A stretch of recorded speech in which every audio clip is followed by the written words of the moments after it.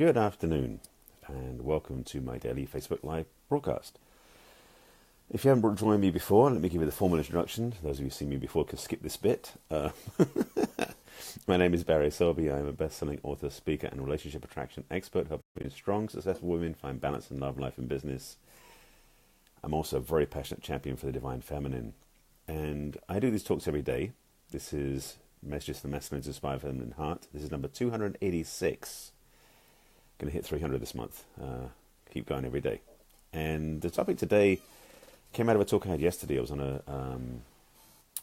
a radio interview yesterday. And we started talking about something I've been thinking about for a while, and I've spoken about this indirectly before, which basically is how women in general, not necessarily everybody, but women in general, have had their relationship opportunities messed up. I'm looking at a phrase this politely, because of the women's liberation movement, which I'll get into in a second.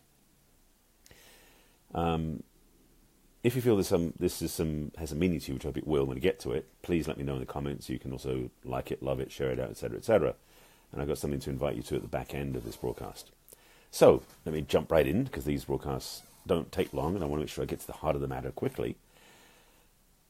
The challenge that I experienced personally as a man in my dating life, which was after the women's liberation movement, because that was mid-60s, I was not an adult at that time, in my, probably I would say late, actually going into my 30s even. So this was a lot of years. I'm just careful not going to book it, not going to label myself in too correctly in my age, just to have some sort of mystery for you. Women's liberation movement happened really around the mid-60s, give or take, in England, at least where I remember from. And I know over here it was the sexual revolution, and the feminist movement were labels given to it as well. And it was a powerful movement that had to happen. That was clear. Because up to that point, women did not have the freedoms or the independence that truly was needed by women and was not respected. And it came to a head. And for a lot of women, it was a freedom that they never experienced before, and it was absolutely necessary for so many women to claim their own space and to become more whole. So I'm a big fan of what that led to. However, there were some side effects, and the side effects is what I want to speak about, in particular area of relationship and romance. I shared this piece differently, I think, before, so this will be a different flavor to land for you. Before the women's liberation movement happened, most women of that era, which may be your parents or your mother in particular, were living at home with their parents until a eligible bachelor showed up as a suitor to take them out for dates and to be very respectable and ideally, and would let at some point in time the father know his intention to marry his daughter, and the fact that he can provide for her. I talked about this before about financial providing versus emotional, sexual, mental providing as well. There's different pieces, and that's another talk I did last week. But what happened also, rewinding that context. So women would then be taken from living at their parents' house to living with their new husband. The secular revolution, or the women's liberation movement of the 60s, changed all that. Basically what it did was give women permission, in a way that most women hadn't claimed at that point, because some women had, to basically say, ladies, you have the freedom to do whatever you want.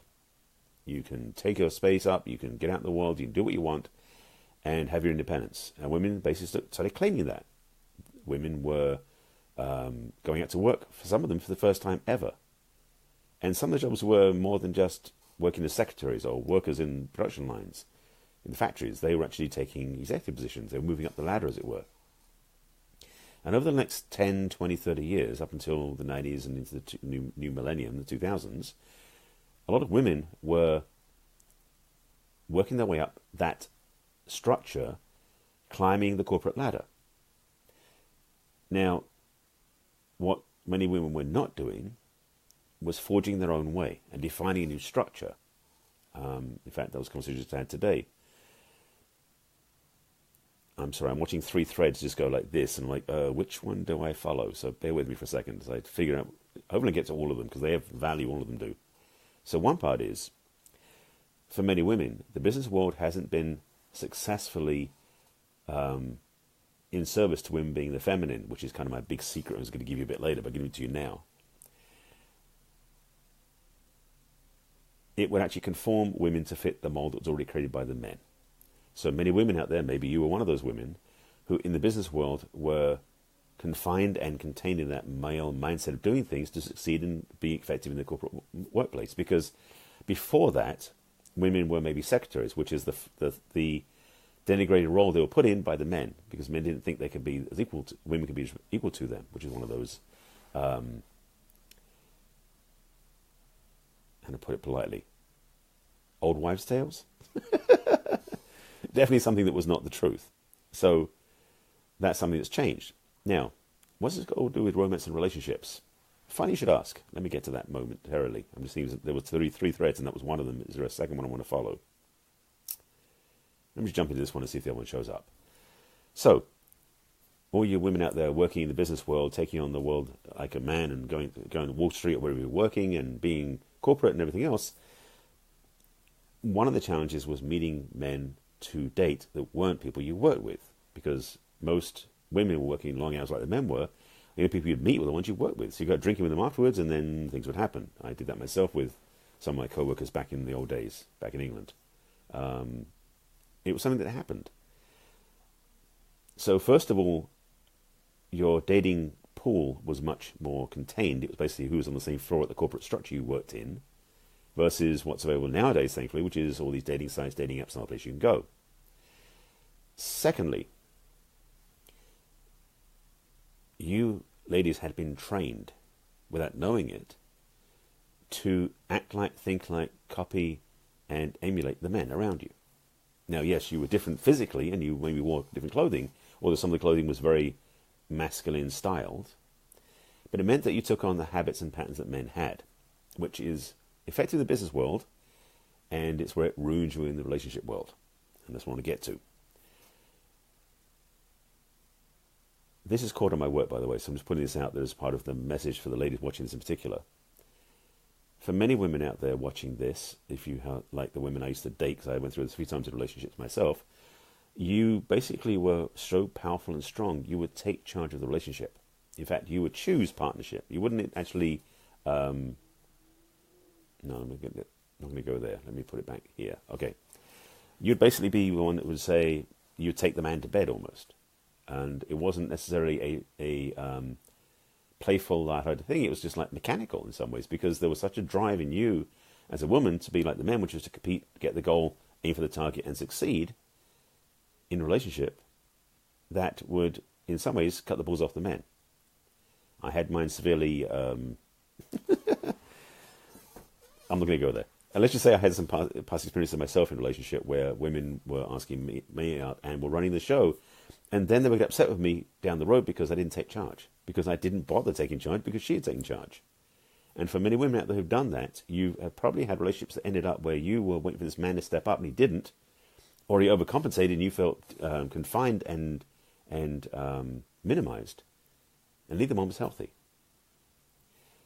The challenge when you're in your masculine women is that you are taking up the space that the man should occupy. So when you're in the dance of relationship, only one of the partners can be fully in that space comfortably. Now, you can switch roles in relationship. That's part of the fun of being in the sexually healthy, polarizing relationship. But if you live in that place too much because you're doing the corporate structure that put you in that mindset, put you in the male mindset, the only way the man can be in the same space as you is to fight you for it. And it ain't fun. So a lot of men who, well, I won't say all men, something I did this, I would abdicate the role. Because I saw you wanted it, and I thought I would serve you, so you can have the role.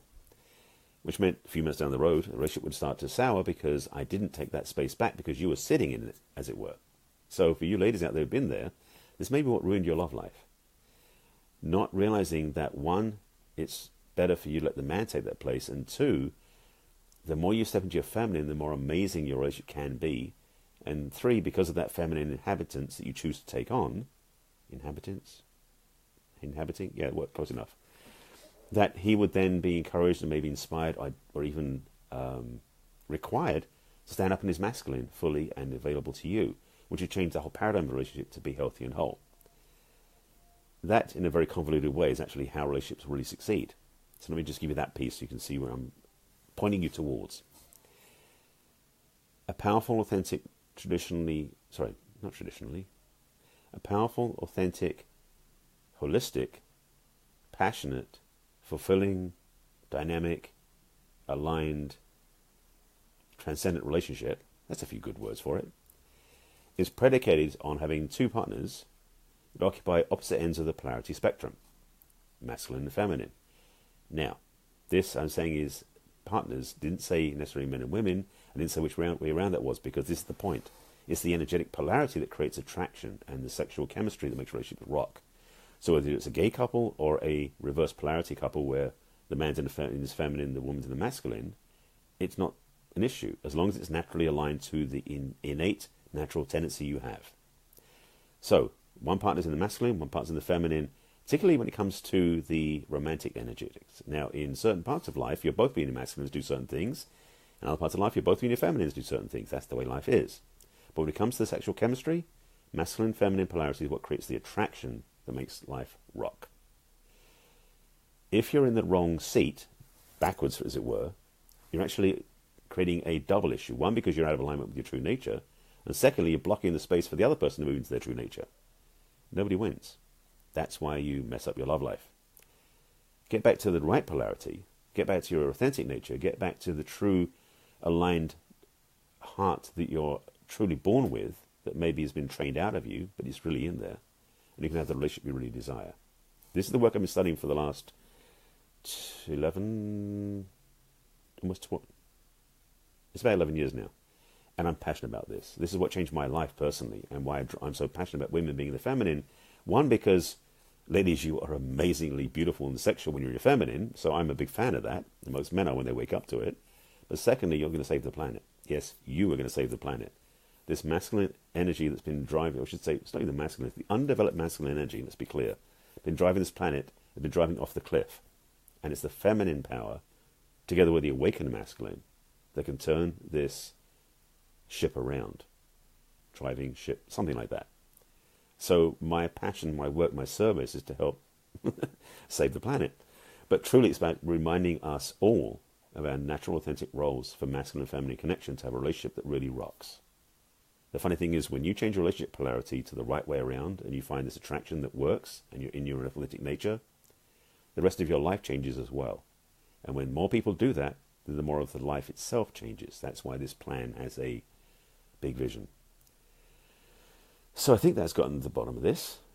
If you're a woman who is single, who has had issues in this area and needs some help and guidance into the feminine and also how to attract the right relationship, I'm offering a discovery session as a complimentary gift to you. You can go to my website and find out how to get that by going to barryselby.com, which is my name, and click on the first button on the navigation bar, which is Let's Chat, and just fill out the form there and we can talk. If you're someone who wants to share my broadcasts out, please do so. You can find these on my business page. You can see all of them there, by the way, which is barryselby.author on Facebook, or on my YouTube channel, which is Barry Selby, is the handle, and Messages from Masculine is the playlist. Or you can go to my website, where I just mentioned, barryselby.com, and check out all my work, my coaching, my programs. All of these broadcasts are under the video blog. And I think that's about it. I do invite you to put your comments and questions below if you have any thoughts about this. If you want to share it with friends, please share it with them. And if you want help, I mentioned how you can reach out to me. One piece of advice, which I always give, actually a recommendation homework assignment, is to take care of yourself. It sounds silly to say this, but so many people don't. You're so busy focused out there, you forget to focus in here. So for the next 30 days, if you want to take this on, make sure you focus in here for at least 10 minutes in the morning, 10 minutes in the evening, ideally longer. To check in with what you want, what you need, and what you desire. And then answer the call. Do that every day for 30 days, and it will change your life and those around you. Okay, I'll see you again tomorrow. This is my daily broadcast, so I'll be back at number 287 tomorrow. And I appreciate you watching. Thanks for being here, and I'll see you again tomorrow. Take care.